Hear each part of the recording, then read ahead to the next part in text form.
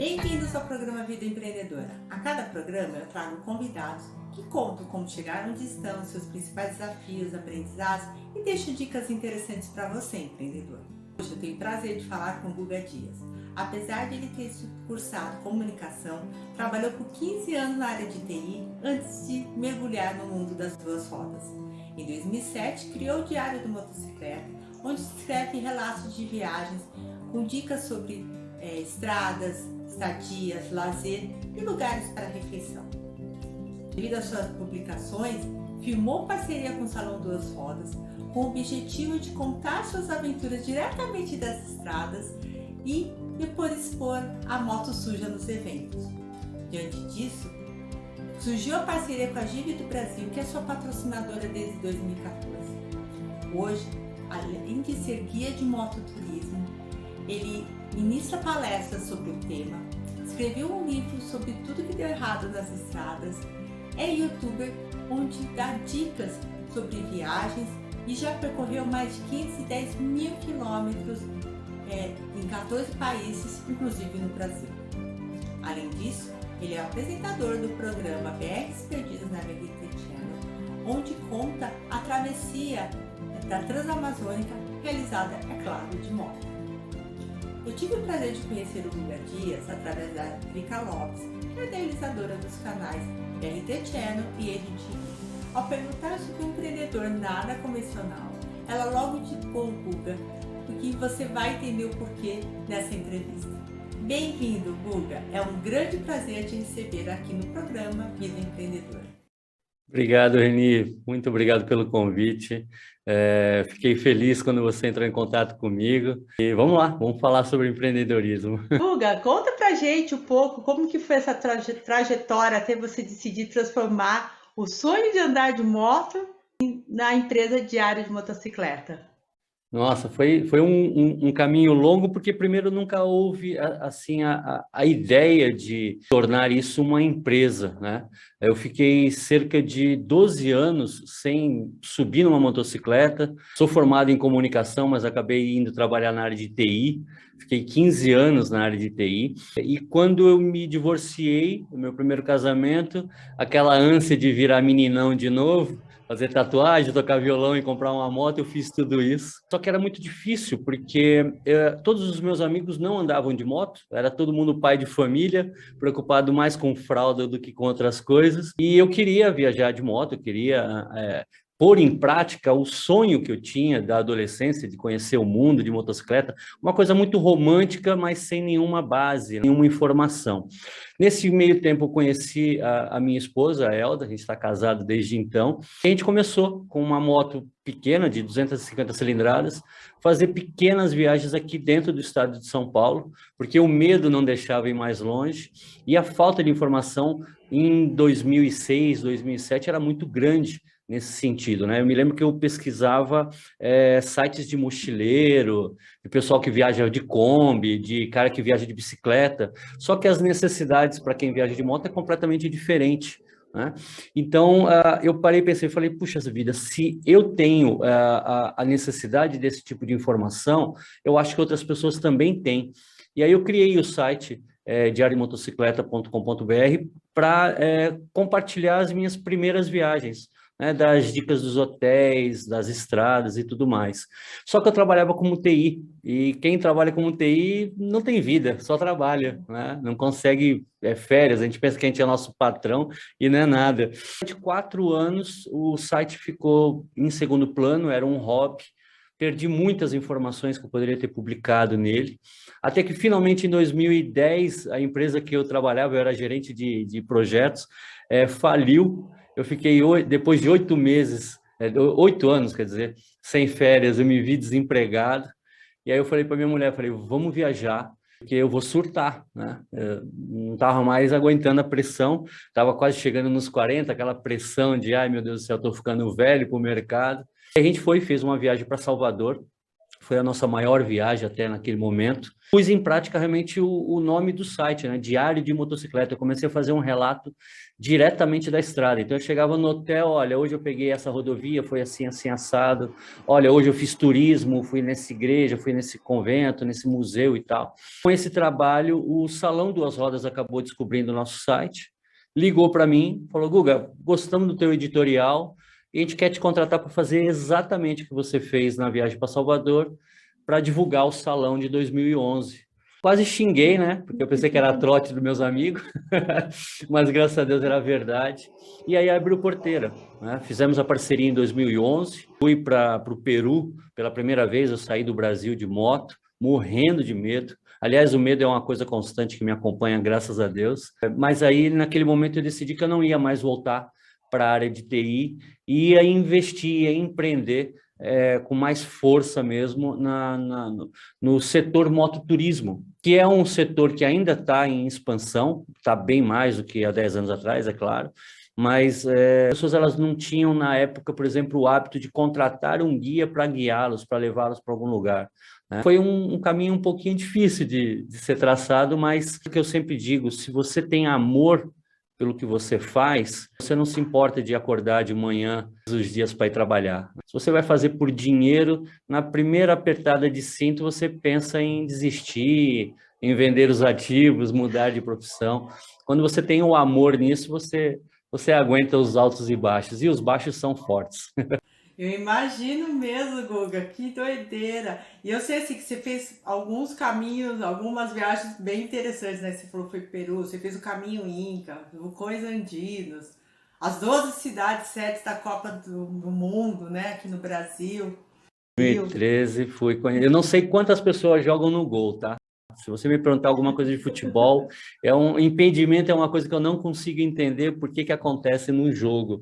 Mas eu queria já ter um pretexto de rodar o Brasil, e as minhas viagens exploratórias, como eu costumo chamar, elas sempre estão pautadas em algum tema. O que eu fiz para o Peru era o caminho do Peabiru, que eu fiz o caminho dos Incas. Aí, quando eu vi que ia ter a Copa do Mundo e joguei no mapa as 12 cidades, eu falei, cara, eu consigo dar uma volta no Brasil, né? Então, vamos rodar. Então, foi muito gostoso. E ainda com parceria com uma empresa como o Salão Duas Rodas, como a GIV, que é meu parceiro até hoje, aí você consegue ter mais estímulo, né, para entregar o material, porque ficar pregando no deserto é desanimador, né?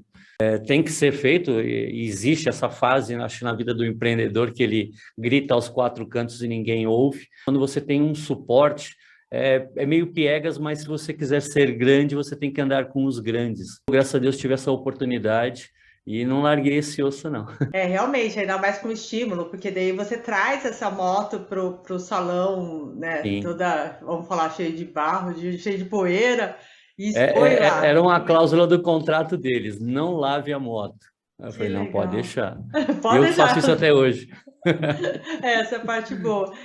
E assim, quais foram os principais desafios, aprendizados que você teve nessa época toda, né, nessas viagens que você fez, nessas parcerias? Quais foram os principais desafios e aprendizados?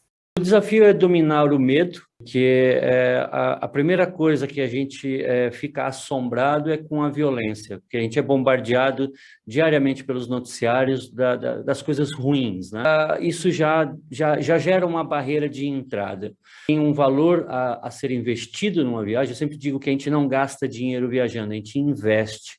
Mas para que esse investimento seja bem feito, precisa de planejamento. Então, o começo foi muito difícil, porque por mais que eu seja um Zé Planilhinha, gosta de fazer um planejamento, sem a experiência, sem a malícia, você acaba cometendo muitos erros.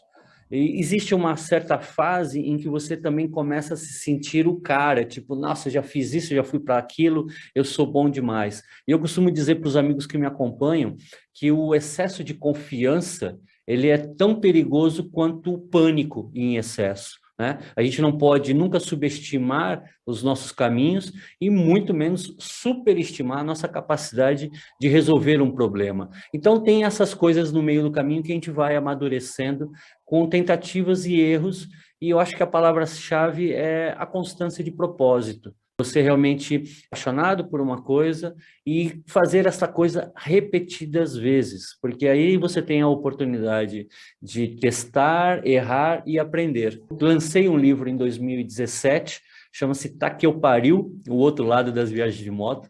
O nome era para ser um palavrão, mas eu não queria ofender a família brasileira, mas eu reuni só o que deu errado, chamados perrengues, mas eu entendo que o perrengue ele é causado pela sua negligência. É um livro que eu faço a minha culpa mesmo, eu analiso aonde eu errei e o porquê que eu errei. E quase sempre o erro está em ter subestimado o desafio ou ter me achado o cara em algum momento, e aí eu paguei o preço. São dificuldades que, como eu disse, se você tem a paixão naquilo que você faz, você não desiste. Eu também sempre oriento para que você respeite os seus erros, mas não coloque eles numa prateleira. Tem muita gente que viaja de moto e traz só a parte negativa, só o fardo carregando nas costas. Eu respeito todos os meus erros, mas eu valorizo as minhas conquistas. Eu não enveneno a minha alma com o que deu errado, porque senão um dia eu vou chegar e falar, quer saber? Não vale a pena viajar. As minhas recordações é só coisa ruim, é só o que deu errado. Então, eu sou um otimista inveterado, eu não consigo ter uma visão ruim, nem mesmo dos momentos ruins. Então, com o tempo, a gente vai dando essa amadurecida e sendo sempre cauteloso, sempre cauteloso. Olha, mas você falou algumas coisas bem interessantes, né? A primeira coisa é esse amadurecimento. Acho que faz parte do show de qualquer empresário, de qualquer empreendedor, né? Faz parte mesmo. A outra coisa interessante que você falou é a gente superestimar o que te faz, né? E a gente não ter. E o medo. Na verdade, eu falo que o medo é essencial. Lógico, a gente não pode entrar em pânico, né? Mas o medo é essencial justamente para a gente baixar essa bola, né? Que você falou. Porque quando você tem esse receio, você pensa duas vezes, você se planeja melhor, você se organiza melhor. Quando você deixa de ter esse medo, daí você acha que o céu é o limite, e quando você vai ver, você tá lá no chão, né? Não conseguiu nem dar o primeiro passo, né? No meu livro eu tenho uma passagem que eu falo que muita gente chega e diz que eu tenho muita coragem de viajar de moto, e na verdade eu tenho medo, porque a coragem ela me dá o ímpeto de fazer. O medo me faz estudar todas as possibilidades. Então eu sempre oriento os amigos que me acompanham no canal que o medo ele é um cão raivoso que a gente tem que colocar ele na guia, meter uma focinheira e trazer ele junto da perna, né? Não é para espantar. O medo tem que sempre estar com você mais aqui, o seu controle. E aí você consegue. O dia que eu subir na minha moto para viajar, fazendo pouco caso do que eu tenho pela frente, eu espero ter a consciência de desligar a moto e desistir dessa viagem, porque esse excesso de confiança é muito perigoso. É muito perigoso. É um medo cego, né?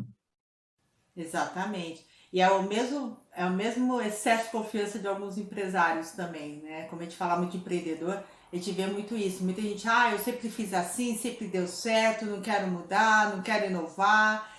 E Os você falou tempos uma. mudam todos os dias, né? Exatamente, é igual a estrada, né? O vento muda toda hora, né? Que dirá o Exato, exato. resto. E daí eu vi você falando isso, você falando também de testar, aprender rápido para poder fazer melhor, né? Eu falo que é o modo startup de pensar, né? Você testar, tenta, erra, aprende, refaz e faz de novo de uma maneira melhor. Então são seus aprendizados. E daí se juntou com a maturidade, tem tudo a ver, né, Guga? A maturidade eu ainda estou amadurecendo. Eu ainda tenho uns lapsos de menino de quinta série, mas a gente tenta entrar na linha. E o que acontece é o seguinte: eu nunca faço um planejamento para amanhã, né? Eu sempre faço um planejamento com 1 ano. Por exemplo, as minhas viagens de 2022 já estão todas planificadas, já sei as datas de saída, onde eu vou rodar, quanto que eu vou rodar, aonde eu vou me hospedar. E se antecipar já é uma forma de garantir a minha segurança, né? O planejamento eu acho essencial e, infelizmente, o brasileiro ele não é educado para fazer planejamento em nada na vida. Ele tem o sonho de constituir família, entrar numa firma, se aposentar nessa firma, comprar uma casa própria, mas ele não tem nenhum plano efetivo para que isso aconteça. E aí fica atribuindo a sorte, fica atribuindo a Deus, né? Um país católico sempre fala, se Deus quiser. Deus não tem nada a ver com isso, ele não vai tocar sua campainha e te prover do que você precisa fazer, né, por você mesmo. Então, é uma pena que isso seja uma realidade brasileira e que afete tudo, afete os estudos, o trabalho, a criação de empresas, a constituição de família, né? Se objetiva os fins sem pensar nos meios. E isso é triste, porque você está fadado à frustração. Por isso que eu falei no começo, né? Para empreender, você tem que ter uma boa dose de amor naquilo que você faz. Porque deixar uma paixão de lado é muito mais difícil do que deixar a ambição de ganhar dinheiro. Basta você não ganhar dinheiro que você desiste. Você vai chegar e falar, não, isso aqui não dá certo. Você pode ser o dono da maior franquia do mundo, mas se você não tiver amor naquela franquia, você não vai acordar de manhã para abrir a loja. Vai tentar achar uma solução para trazer cliente, para inovar, para ser diferente, né? Alguns passos que a gente tem que, infelizmente, lutar, e é uma deficiência da nossa educação. Esse aqui é um problema. Concordo plenamente com você. Eu bato muito nessa tecla: planejamento, otimização de tempo, produtividade, e realmente a maior parte dos empreendedores, né, sejam intraempreendedor, empresário, tem essa dificuldade, tem essa resistência ainda a fazer. E eu achei o máximo que você falou, que suas viagens de 2022 estão todas planilhadas. Na verdade, até 2028. Uau! E quanto mais ou menos dura as suas viagens? Em torno de quantos meses? Eu tenho viagens que começam a partir de 30 dias e vão a 2 meses. As que tem pela frente já são maiores, né? Porque eu, mais uma vez, estou virando a minha chave. Eu estou há 10 anos como guia de mototurismo, levando grupos para viajar ao Brasil, América do Sul, e Europa e África, mas toma muito tempo e eu preciso de tempo para mim, né?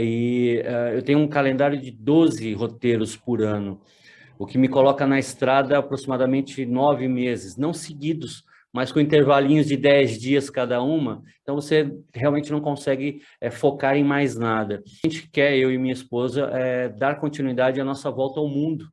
Então, a gente tem, pelos próximos 10 anos, a meta de percorrer 120 países. Então, a gente vai precisar realmente de todo esse tempo. Então, agora eu estou me aposentando como guia de mototurismo para colocar esses roteiros em andamento. No passado, eu sonhava em colocar uma faixa na frente de casa, família vende tudo, e ir embora para a estrada e voltar depois de 10 anos. Mas o custo de vida na estrada é pelo menos uns 30% mais caro do que você ter uma residência com internet, com TV a cabo e todas as outros luxos que a gente pode ter.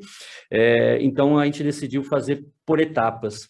Então, a gente seccionou essa viagem ao redor do mundo por fases, e então a gente vai sair, vai ficar fazendo 4, 5, 6 meses de viagem, volta, produz conteúdo, lança e sai para outra etapa, e assim é um plano de 10 anos, que, se Deus quiser, em 2030, ele finaliza tudo de novo, porque eu não vou parar. Não, o céu é o limite mesmo. Mas que interessante, você falou agora uma coisa: 30% mais ou menos o custo a mais você estar na estrada, mesmo você produzindo conteúdo, você tendo os patrocinadores, tudo mais. Por que esse acréscimo? Por exemplo, se você pegar um aluguel, eu moro de aluguel, tá? O meu aluguel, se eu dividir por dia, ele não vai dar o valor de uma diária, que hoje está na casa dos 70 a 100 dólares. Você pode acampar, você pode ficar num hostel com um quarto compartilhado? Pode, mas o problema é que eu viajo com muito equipamento, eu preciso de um tempo para poder editar, eu preciso de internet. Então, cada um tem o seu padrão, né? É difícil você falar o que é o ideal. O ideal é o que atende a cada um, né? Então, o custo de viver num hotel, viver na estrada, é mais caro do que ter uma casa alugada. Almoçar em restaurantes, por mais que seja restaurante por quilo, no final do mês, sai muito mais caro do que uma compra de supermercado mensal. Então, essas coisas tornam a viagem mais cara. E você ainda tem outros aditivos aí, como a manutenção da moto. É uma moto em constante movimento, consome muito mais peças, você tem gasolina. Para você andar de moto por outros países, você tem uma série de documentos, uma série de seguros obrigatórios que você tem que ter, taxas que a pessoa física tem que pagar também. Então, colocando no bojo, é uma cerca de 30% mais caro o custo de vida. Óbvio que num país como o Chile, por exemplo, é muito mais caro do que a Bolívia, que é muito mais caro do que um país na África. Mas no frigir dos ovos, sim, aumenta o teu ticket médio, vamos assim dizer, do seu dia. Então, chegamos à conclusão que é melhor ter a nossa casinha. Eu vou desligar a internet, vou desligar a chave geral, esvaziar a geladeira, mas ainda é mais barato do que colocar meia dúzia de pertences num depósito e simplesmente sair, né? O custo fica muito mais caro. Vale a pena voltar para casa. Nada como o nosso lar, né? Isso é Ah, isso é verdade. verdade. Não existe hotel de luxo que seja melhor do que a Não, nossa cama. não tem. Mas assim, essas viagens todas você acaba fazendo só com uma moto ou você tem mais de uma moto para Não, uma revezando? moto Uma só. moto Uma só. moto E é só, uma moto que também ela consegue armazenar bastante coisa, porque você tem toda essa parte de edição, você tem, né, pra ficar Eu vou falar para bastante você que tempo. eu levo muito mais equipamento do que roupa. A roupa, 5 camisetas é o suficiente para você passar 7 meses na estrada. Porque quando eu estou em deslocamento, eu tenho o meu equipamento de proteção, minha calça, minha bota, minha jaqueta de cordura, que a gente chama de uniforme. Nós viajamos com segunda pele, que é um tecido sintético que não pega suor, não fica fedida de caatinga. Então, eu vou precisar de uma calça jeans e de uma camiseta para ir num restaurante jantar à noite, para fazer um museu no dia seguinte. Então, um tênis serve para a vida toda, né? E aquilo, é até uma queixa das mulheres, principalmente que viajam com seus maridos. Na verdade, é uma queixa mais deles, porque elas querem levar o armário inteiro. E isso acontece quando você não sabe para onde você está indo. Quando você não sabe que roupa você vai precisar, você acaba querendo levar todo o seu armário. Quando você está bem planejado, você sabe quais são os pontos turísticos que você vai visitar, aonde você vai ficar, quanto tempo você vai ficar, você consegue fazer um guarda-roupa que te atenda para aquela necessidade. Eu não vou ter nenhum pouco de vaidade de almoçar ou jantar com essa mesma camiseta a semana inteira, porque eu vou ficar com ela 2 horas. Né? E aí eu tiro, guardo bonitinho na minha bagagem. Então eu acabo levando muito mais equipamento do que roupa, e o que a gente tem de depósito, por assim dizer, para carregar é o suficiente. Eu viajo com baús laterais, que cada um tem 35 litros, um é meu e outro é da minha esposa. Um baú traseiro onde eu levo essas tralhas eletrônicas e uma mala tanque para ter mais alguns eletrônicos, dinheiro para pedágio, documentação para fiscalização. Então é pouca coisa, acaba sendo pouca coisa, não é muito. Não precisa de um carrinho para carregar a bagagem, não. Guga, você vai precisar fazer um e-book, um manual para as mulheres, porque realmente você começou a falar, eu falei, como que a esposa do Guga faz para viajar junto? Porque Não, realmente, no é, começo a gente levava metade do guarda-roupa. Só que aí quando você volta para casa e desfaz as malas, você vê o quanto você levou de bagagem para passear. Né? É até uma dica que eu dou para quem está começando a viajar de moto: faça isso, volta para casa e faz uma pilha das roupas que você não utilizou, porque aí você começa a realmente visualizar o excesso. E a chave é essa: é levar o que você sabe que você vai precisar, não o que você acha que vai usar. Né? Então, com o tempo você vai afinando isso. E hoje a gente faz isso, a gente viaja com uma calça jeans, 5 camisetas, 3 pares de meia, um tênis, um chinelo, e pode ser para uma viagem de 30 dias para 2, 3 meses. Não vai mudar, não vai mudar. É a mesma olha, coisa. E você ainda tem a vantagem de tipo, jogar uma camiseta velha fora e comprar uma camiseta local, né?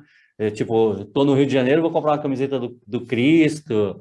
Eu estou em Buenos Aires, vou comprar uma camiseta de tango. Você vai renovando o teu armário durante a viagem também. Então, dá jeito, sim.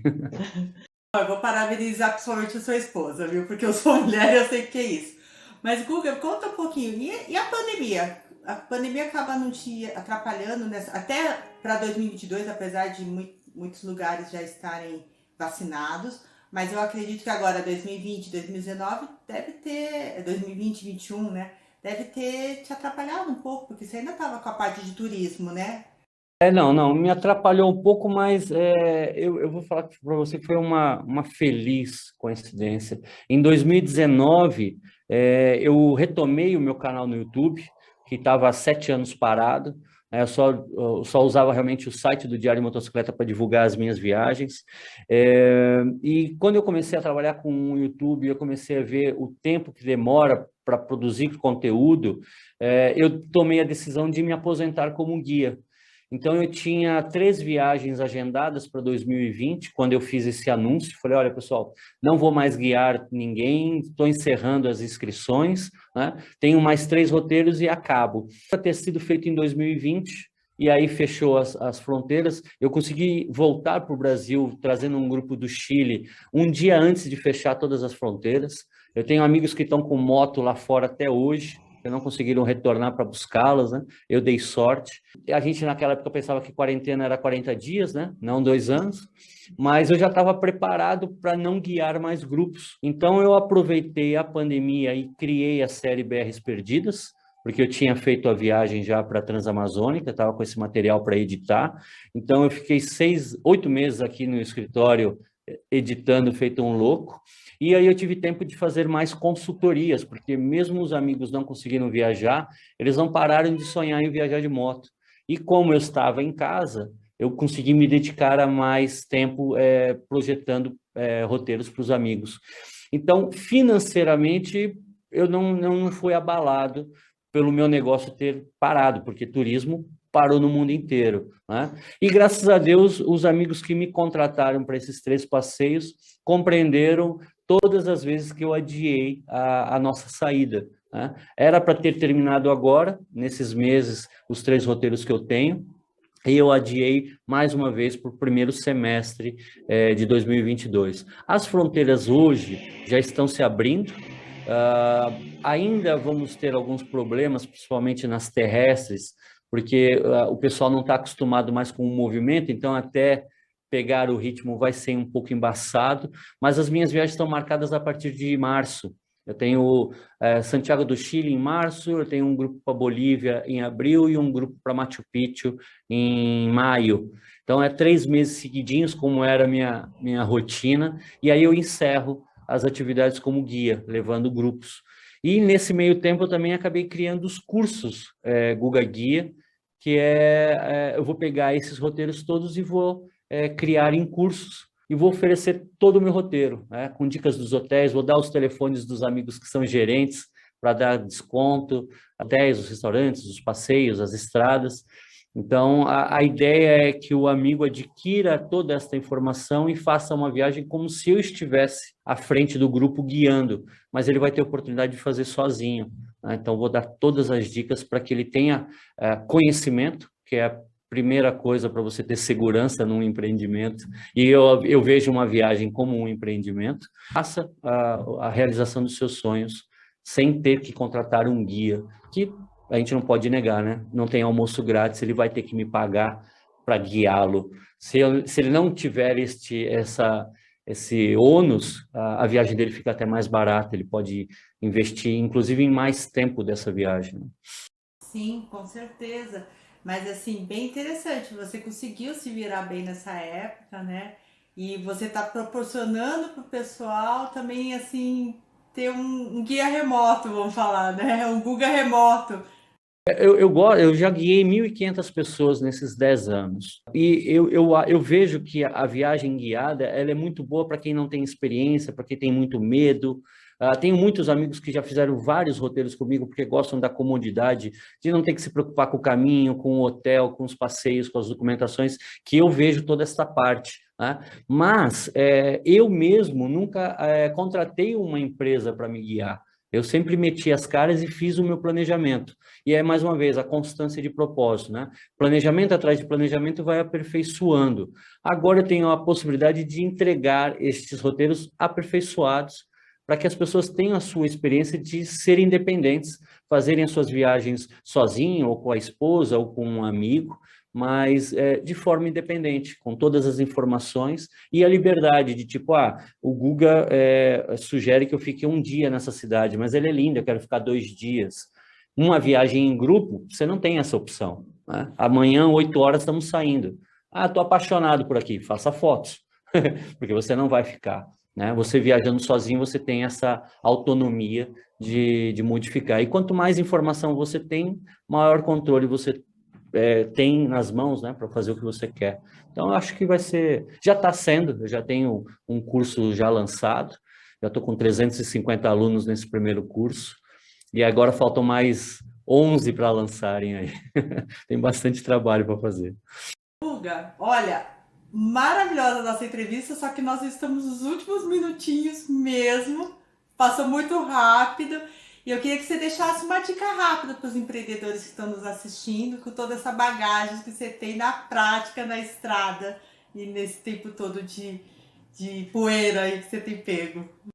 É como eu falei há pouco, a gente tem que fazer uma coisa que a gente ama, né? Que tenha paixão. Quando eu comecei com o Diário de Motocicleta, eu não pensava nele como um negócio, ele era realmente uma coisa pautada na minha ideologia de compartilhar o conhecimento, e depois de bastante tempo e com bagagem, e começando ali ter um pouquinho de autoridade no assunto, é que eu consegui virar a chave e falar, não, peraí, eu acho que eu consigo viver disso.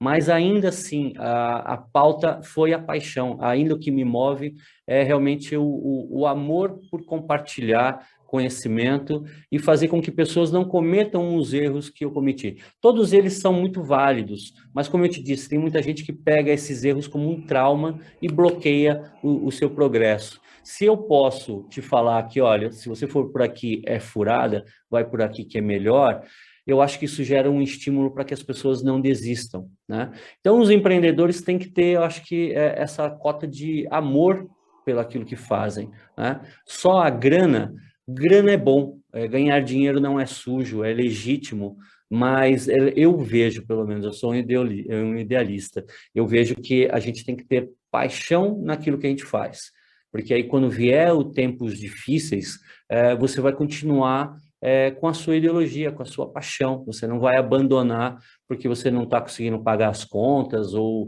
porque você não tem investimento de governo, ou porque você paga muitos impostos, né? O fator dinheiro eu acho que é uma coisa muito desmotivante. E eu costumo brincar, só para finalizar, que o dinheiro eu acho que é como uma galinha que sabe que vai para a panela. Se você entrar no galinheiro e correr atrás dela, ela vai fazer de tudo para fugir de você. Agora, se você estender a sua mão cheia de milho, ela vem comer na sua mão, né? Eu penso que o dinheiro é deste jeito. Quanto mais você corre atrás dele, mais ele foge. Quando você começa a trabalhar por amor, você faz a coisa com uma tamanha excelência que acho que esse dinheiro ele vem, esse reconhecimento, o seu destaque no mercado, ele acontece pelo brilho dos seus olhos, né? Sem precisar forçar a barra ou dizer, eu sou o cara. As suas atitudes mostram que você é o cara, que você é a empresa, né?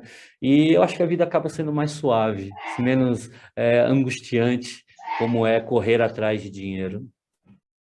Com certeza. Guga, nossa, maravilhosas dicas que você deixou. Obrigado. Essa tua experiência, eu acho não, vai agregar muito, tem bons insights para quem é empreendedor, pensar um pouco melhor, né, no que realmente ama, no que está fazendo hoje, o que traz Sim, realmente dinheiro. E quero te agradecer por estar aqui com a gente hoje. E eu que te agradeço. eu espero que também você que está nos assistindo tenha gostado dessa entrevista e tenha tido bons insights com as experiências do Guga. E te vejo no próximo programa, gente. E aí, Até mais. empreendedor?